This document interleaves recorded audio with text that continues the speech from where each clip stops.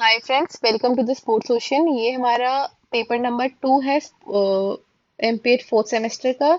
इसमें भी 5 यूनिट्स हम कवर करेंगे। जो फर्स्ट यूनिट हमारी रहेगी वो है management, what is sports management. Second is organisation.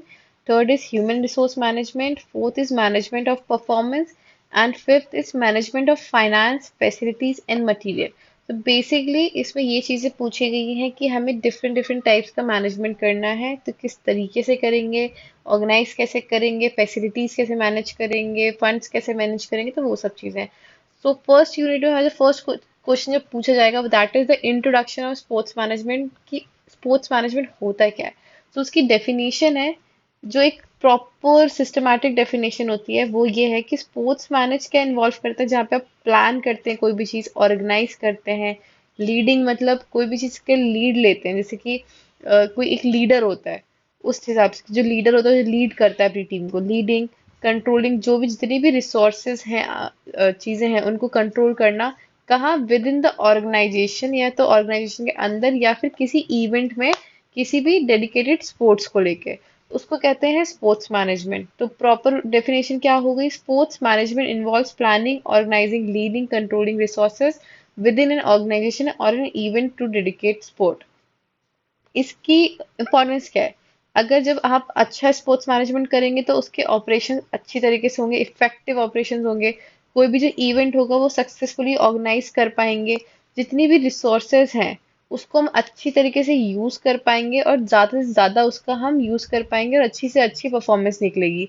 तो ensure optimal utilisation of resources. Optimal मतलब उस रिसोर्सेज का ज़्यादा से ज़्यादा फायदा उठा पाना, and maximise the performance. Overview, इसमें क्या क्या चीज़ें हम पढ़ाई करेंगे, तो मीनिंग, उसके फंक्शंस कैसे हैं, स्किल्स क्या है, उसका नेचर क्या है, मैनेजमेंट वर्सेस एडमिनिस्ट्रेशन में क्या डिफरेंसेस हैं, उनके क्या क्या प्रिंसिपल्स हैं, क्या क्या थ्योरीज निकली स्पोर्ट्स मैनेजमेंट की, वो सारी चीज़ें।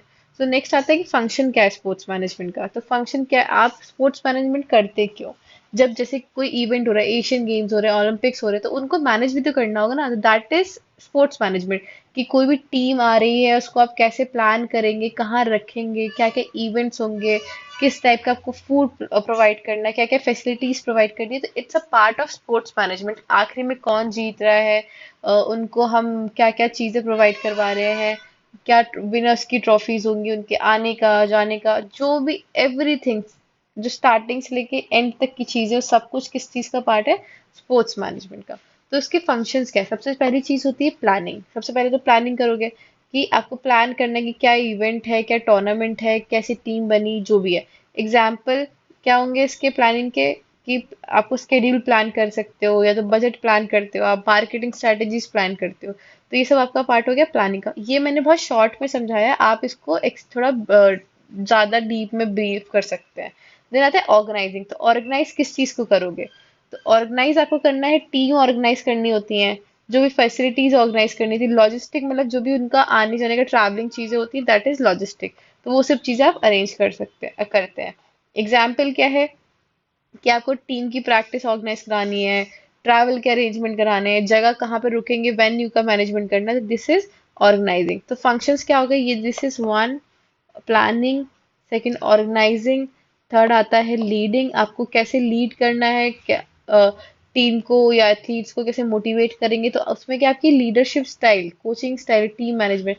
सपोज आपकी टीम में कोई एक कैप्टन होगा, दैट इज योर लीडर, या फिर कोई कोच होगा जो आपको कोच कर रहा होगा, टेक्निकली वो आपका लीडर होगा, कि वो आपको कैसे मोटिवेट कर रहा है, कैसे लीड कर रहा है।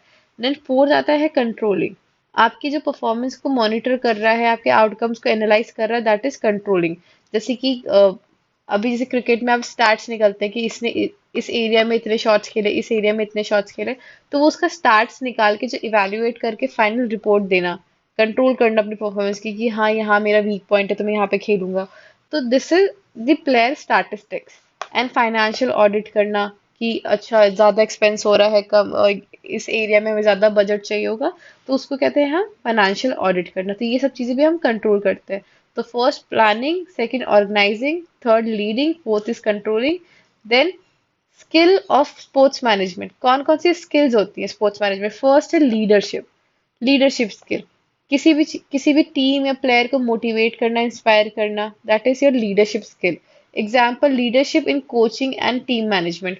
आपका कोच कितना अच्छा आपका लीडर है, कितने अच्छे से अपनी इफेक्टिवली टीम को मैनेज कर रहा है, दैट इज हिज और हर लीडरशिप लीडरशिप स्किल्स। सेकंड आ जाता है कम्युनिकेशन स्किल्स, कितना अच्छा आप बात कर सकते हैं, कितना अच्छा आपका पब्लिक कम्युनिकेशन है, आप अपनी बात को किस तरीके से अच्छी तरीके से रख पाते हैं, दैट इज कम्युनिकेशन स्किल। इसका डेफिनेशन है इफेक्टिव इंटरपर्सनल, मतलब with in the person and public communication और विद द पब्लिक, वो होता है communication skill. Example communicating with athlete, sponsors या फिर मीडिया, इन सबसे बात करना। थर्ड आ जाता है decision making skill. Decision making मतलब कितने किस टाइम पे आप कितना इफेक्टिव डिसीजन ले पा रहे हैं, that is called decision making. Making timely and effective decision. जैसे कि बास्केटबॉल में आपको किस टाइम पे आपको टाइम आउट की जरूरत है, बिकॉज लिमिटेड टाइम आउट्स होता है, तो वो सारी चीजें भी आपके डिसीजन मेकिंग स्किल्स का पार्ट होती है। Deciding game strategies, player selection, ये सब भी डिसीजन मेकिंग का पार्ट होता है। देन आता है एनालिटिकल स्किल्स। एनालिटिकल स्किल्स मतलब जो भी डेटा है, मैट्रिसेस हैं, उनको परफॉर्मेंस को एनालाइज करना कि क्या प्लेयर की परफॉर्मेंस है, किस जगह पे ज्यादा सुटेबल है, कब उसको भेजना चाहिए अंदर खेलने के लिए, ये कब उस प्लेयर को बाहर निकाल लेना चाहिए, that is also a part of analytical skill. तो analysing data, performance matrices, example statistical analysis of player performance, financial forecasting. Financial forecasting मतलब कि जैसे कोई भी कितना फाइनेंस यूज होने वाला है उसका फोरकास्ट करना, यहाँ पे एक्सपेंस हमें ज्यादा करना पड़ेगा या फिर हमें और ज्यादा फंड की नीड होगी, तो वो सब चीजें हमारी फाइनेंशियल फोरकास्टिंग में आ जाती है। तो स्किल्स ऑफ स्पोर्ट्स मैनेजमेंट क्या है? Leadership, communication, decision making and analytical skills. Then universal nature of management process. Management process क्या होता है? मैनेजमेंट प्रोसेस की डेफिनेशन है, देखो किसी भी चीज को पहले आप प्लान करोगे, फिर उसके लिए आप कोई भी चीज ऑर्गेनाइज करोगे, देन आप उसको लीड करोगे, देन उसके बाद आप कंट्रोल करोगे। कंट्रोल भी कैसे? सिस्टमैटिक मैनर में। ठीक है। तो applying management process in sports organisation and event. तो मैनेजमेंट प्रोसेस क्या होती है? वो प्रोसेस जब किसी भी ऑर्गेनाइजेशन या इवेंट के लिए हम प्रोसेस को अप्लाई करते, दैट इज मैनेजमेंट प्रोसेस। ठीक है। देन नेक्स्ट आता है मैनेजमेंट वर्सेस एडमिनिस्ट्रेशन। इन दोनों का आपको डिफरेंस पता होना चाहिए कि मैनेजमेंट क्या होता है, एडमिनिस्ट्रेशन क्या होता है। तो मैनेजमेंट अभी हमने पढ़ा कि planning, organising, leading and controlling. अब जब हम इन चीजों पे फोकस करते हैं तो ये हमारी मैनेजमेंट हो जाती है। एडमिनिस्ट्रेशन क्या होता है? जो भी हम फोकस करते हैं पॉलिसीज मेकिंग या फिर जो भी उनकी प्रोसीजर होंगे उन पे हम फोकस करते हैं, दैट इज एडमिनिस्ट्रेशन। मतलब जो भी पॉलिसीज बनी हुई है या बनानी है कि ये रूल्स हैं, ये रेगुलेशंस है, आपको इसके अकॉर्डिंग ही चलना है, ये प्रोसीजर्स बना दिए, आपको इनको फॉलो ही करना है और उनको एडमिनिस्ट्रेट करना, मतलब उन पे ध्यान देना, वो सब हमारा किसका पार्ट हो जाता है? एडमिनिस्ट्रेशन का। एग्जाम्पल क्या हो गया? हैंड पेपर वर्क करना, कॉन्ट्रैक्ट साइन करना, लीगल मैटर हो गए, ये सारा का सारा एडमिनिस्ट्रेशन का काम होता है। जैसे कि प्लेयर्स का कॉन्ट्रैक्ट होता है, उसके बाद जो उनके रूल एंड रेगुलेशन लीग्स के उनको कंप्लायंस करना कि ये ऐसे ऐसे फॉलो करे, तो ये सब पार्ट किसका हो गया? एडमिनिस्ट्रेशन टास्क का हो गया। नेक्स्ट आता है कि प्रिंसिपल्स ऑफ स्पोर्ट्स मैनेजमेंट क्या क्या होता है। तो इस पे हम आगे और डिटेल में भी बात करेंगे। सो प्रिंसिपल्स ऑफ स्पोर्ट्स मैनेजमेंट से फर्स्ट है यूनिटी इन कमांड। यूनिटी मतलब एकता। एकता किसमें? कमांड में। कि आपकी उसमें जैसे ईच एथलीट और team member report to only one manager. मतलब ये नहीं कि हर कोई भी किसी को भी इन्फॉर्म करे, हाँ मैं अभी ये करूंगा, ये करूंगा, ये करूंगा, नहीं। There should be one person जहाँ पे आप सब लोग एक ही इंसान को इन्फॉर्म कर रहे हो। तो मतलब यूनिटी इन कमांड, मतलब सब लोग एक ही चीज फॉलो कर रहे हैं। एग्जाम्पल क्या हो गया? Athlete following coaching instruction during training session. मतलब ट्रेनिंग सेशन में सिर्फ और सिर्फ कोच का आपका इंस्ट्रक्शन सुन रहे हैं, ना कि किसी का भी रैंडमली। सेकेंड आता है डिवीजन ऑफ वर्क। जो भी आपको प्रॉपर काम दिया है उसको स्पेशलाइज तरीके से डिवाइड कर दिया जाए, स्पेसिफिक रोल डिवाइड कर दिया जाए कि यार ये प्लेयर शूटर बहुत अच्छा है तो इसको शूटिंग पोजीशन भी खिला रहे हैं, ये प्लेयर की हाइट बहुत अच्छी है तो इसको पीवट खिला रहे हैं, ये प्लेयर की बॉल हैंडलिंग बहुत अच्छी है तो इसको हम एज अ पॉइंट गार्ड खिला रहे हैं। तो ऐसे करके हम उसको स्पेशलाइज तरीके से डिवाइड करेंगे। तो इस स्पेशलाइजेशन इनहांसेस इफिशिएंसी। मतलब जिसका जो काम है उसको हम अच्छी तरीके से अलोकेट कर देंगे तो हमें ज्यादा अच्छी एफिशिएंसी मिलेगी। और ये कैसे होता है? Assigning specific roles to coaches, trainer and support staff. मतलब जो कोच का काम है वो कोच करे, जो ट्रेनर का काम है वो ट्रेनर करे, जो सपोर्ट स्टाफ का काम है वो सपोर्ट स्टाफ करे। देन नेक्स्ट आता है थर्ड इज डिसिप्लिन। आप जो भी डिसिप्लिन है उसको अच्छे से फॉलो करे, जो भी रूल्स रेगुलेशन है उसको फॉलो करे, कोड ऑफ कंडक्ट को जो भी दिए गए हैं वो अच्छे से हैंडल करें। Then next is subordinate of individual interest to general interest. इसमें आपका इंडिविजुअल इंटरेस्ट नहीं होना चाहिए, जो भी आपका टीम का इंटरेस्ट है आपका वो मेन होना चाहिए। नॉट टीम गोल पे फोकस करना है, ना कि आपको इंडिविजुअल गोल पे फोकस करना है। So this is four, team goal over individual goal. Example, sacrificing personal glory for the team success. मतलब हमें एज अ टीम खेलना चाहिए, ना कि हमें एज अ इंडिविजुअल परफॉर्म करना चाहिए। नेक्स्ट, थ्योरीज कौन सी है स्पोर्ट्स मैनेजमेंट की? जैसे इसमें तीन थ्योरीज दी हैं, classical management theory, behavioural theory and contemporary management theory. Classical में आ जाता है Henry Fayol's principles of management. इसके 14 प्रिंसिपल्स है, ये हम आगे भी अभी डिस्कस कर लेंगे। तो तब तक के लिए आपको ये पता होना चाहिए कि क्लासिकल मैनेजमेंट थ्योरी कौन सी होती है, वो है Henri Fayol principles of management. Then behavioural management theory, मतलब ह्यूमन के जो रिलेशन के अप्रोच है वो कैसे बिहेव करता है, उसके बिहेवियर को कैसे मैनेज करते हैं, उसके उसके ऊपर है ये वाली। एग्जाम्पल है कि मोटिवेटिंग एथलीट्स थ्रू पॉजिटिव री इन्फोर्समेंट, मतलब हम जो एथलीट को मोटिवेट करते हैं, मतलब हम पॉजिटिव तरीके से उनको मोटिवेट करें। देन थर्ड आता है contemporary management theory. Theory system theory and sports ecosystem के ऊपर डिपेंड करती है। इसमें क्या चीजें हैं? Understanding the interconnectedness of sports organisation and stakeholder. जो ऑर्गेनाइजेशन है और स्टेक होल्डर्स है उनका क्या कनेक्शन है, कैसे इंटरकनेक्टेड है, उसको डिफाइन करती है। देन नेक्स्ट आता है केस स्टडी। अब जो भी आप स्पोर्ट्स मैनेजमेंट पढ़ रहे हो उसको कैसे आप लिंक अप कर पाओगे, तो ये आप एग्जाम्पल दे सकते हो। जब भी आप अपना कोई भी आंसर लिखेंगे तो और कन्वीनियंट हो जाती हैं चीज़ें। तो इसमें जो केस स्टडी मैंने डाली है मैनचेस्टर सिटी की डाली है। यहाँ पे transforming into a global football power house, यहाँ पे कैसे फुटबॉल को ग्लोबली कंडक्ट किया गया, ट्रांसफर किया गया as a power house for the football team. तो Manchester City under the ownership of Sheikh Mansour bin Zayed Al Nahyan since 2008 has transformed from mid-table Premier League club to a global football powerhouse.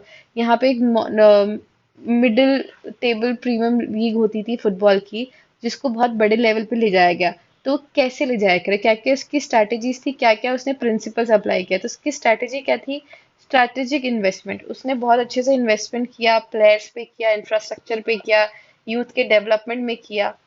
Second चीज leadership and vision. उनका leadership, जो उनकी leading qualities थी वो बहुत अच्छी थी, उनका विजन बहुत क्लियर था, तो उन्होंने उस पर काम किया। थर्ड आता है कम्युनिटी इंगेजमेंट। उन्होंने ऐसे ऐसे प्रोग्राम्स निकाले, अब जो उसके लॉयल फैंस थे उन तक रीच आउट किया, लोकल लोगों का सपोर्ट मांगा तो उन लोगों ने भी सपोर्ट किया।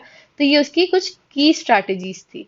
देन क्या सक्सेस फैक्टर है, किस किस तरीके से वो सक्सेस हो पाए? तो फर्स्ट चीज स्पोर्टिंग सक्सेस। जो भी उन्होंने लीग स्टार्ट करी थी, डोमेस्टिक कप थे, ये लोग धीरे धीरे जीतना स्टार्ट किए जिससे कि उनकी फैन फॉलोइंग बढ़ने लगी। Second is financial growth. अब जब वो लोग की फैन फॉलोइंग बढ़ने लग गई तो उन्होंने धीरे धीरे उनको स्पॉन्सरशिप भी मिलने लग गई, उनको ब्रॉडकास्टिंग डील्स मिलने लग गई, और धीरे धीरे एज अ ग्लोबल रिकॉग्निशन भी मिलने लगी कि हाँ ये कोई अच्छी सी ब्रांड है, कुछ अच्छी उसकी ब्रांड वैल्यू बढ़ने लग गई। Third is fan engagement. जैसे उनकी पब्लिसिटी होने लग गई तो उनका फैन पेज बढ़ने लग गया, अच्छी अच्छी मार्केटिंग स्किल्स उन लोगों ने फॉलो करी, डिजिटल एंगेजमेंट बढ़ गया। तो ये सारे उनके सक्सेस फैक्टर्स थे, कहाँ कहाँ उन लोगों ने वर्क किया। देन क्या क्या चैलेंजेस आए या क्या क्या चैलेंजेस है? तो फाइनेंशियल मैनेजमेंट चैलेंजेस, मतलब जो भी बजट होता है, जो पैसे होते हैं उनको कैसे बैलेंस करना है, इनकम और एक्सपेंडिचर को बैलेंस करना। तो ये फर्स्ट चीज़ है चैलेंज में, कि बजट कॉन्स्ट्रेंट होता है, पैसे लिमिटेड होते हैं, कभी कभी हमें ज़्यादा एक्सपेंस करना पड़ जाता है, तो हमें फाइनेंशियल प्लानिंग की बहुत ज़रूरत होती है। उसका एग्जाम्पल है balancing team payroll and revenue streams, मतलब इनकम और एक्सपेंडिचर को मैनेज करना। Second is player and team management challenges. जो भी प्लेयर है और टीम को दोनों को मैनेज करके रखना। Then third is marketing and promotion challenges, कि कैसे हम अपनी मार्केटिंग और स्पॉन्सरशिप, ब्रांडिंग, फैन का एंगेजमेंट, ये सब चीज़ें हम कैसे बढ़ाएं, हम स्पॉन्सरशिप कैसे रेस करें। तो ये सब भी चैलेंजेस आते हैं during sports management. Then fourth is regulatory and legal challenges. Regulatory and legal challenges में ये चीज़ है कि आपको जो कोई भी लीक करा रहे हो कितना कंप्लायंसेस है में है, कितनी लीगल है कि नहीं है। बहुत से प्लेयर डोपिंग वगैरह करते हैं तो उन उनको भी चेकआउट करना, लीगल डिस्प्यूट्स को चेकआउट करना, तो ये सब आपके आ जाते हैं रेगुलेटरी एंड लीगल चैलेंजेस में। फ्यूचर में स्पोर्ट्स मैनेजमेंट का क्या ट्रेंड है? तो टेक्नोलॉजिकल एडवांसमेंट, जैसे टेक्नोलॉजी बहुत एडवांस हो रही है, तो उसके डेटा एनालिटिक्स यूज करना, एआई की परफॉर्मेंस से हम एआई की हेल्प से हम किसी भी प्लेयर या टीम की परफॉर्मेंस एनालाइज कर सकते हैं। जैसे अगर आप बैटिंग कर रहे हैं तो बैट में एक ग्रिपर लगता है जिससे आप उसकी बैटिंग की परफॉर्मेंस चेक कर सकते हैं कि किस एरिया में वो शॉट खेल रहा है। तो wearable technology for athlete and monitoring, same for different different sports equipments आते हैं। तो वो सब एआई टेक्नोलॉजी एडवांसमेंट है। नेक्स्ट आता है globalisation and international sports management. Globalisation मतलब ऐसे ग्लोबल में जितने भी डिफरेंट डिफरेंट टूर्नामेंट्स हो रहे हैं वो सब उनको कैसे एक्सपैंड कर रहे हैं, कैसे लीग्स हो रही हैं, तो वो चीज़ है कि बहुत ग्रोथ हो रही है। तो that is also part of future trend of sports management. Then third is sustainability and ethical consideration, कि आप कितनी इन्वायरमेंटल फ्रेंडली प्रैक्टिसेस कर रहे हैं, एथिकल प्रैक्टिस कर रहे हैं। जैसे example green initiative in sports stadium and events. आप कोई भी इवेंट करा रहे हैं तो उसमें आपने कितना इन्वायरमेंट को लेके थीम्स सोची हैं या फिर किसी भी इवेंट्स में, तो ये वाली चीज़ें भी आ जाती हैं।